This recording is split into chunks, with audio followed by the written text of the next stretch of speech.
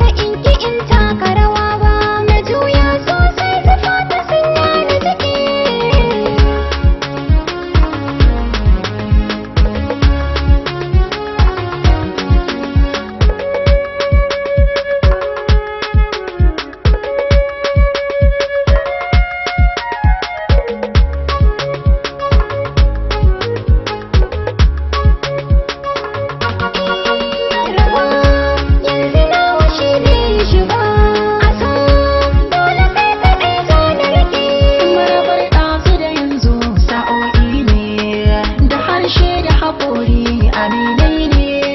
shi sirri na masoya a kalamai ne gabobi wannan nasu sako ne da so kika jawo ni sai fa kauna ta zuba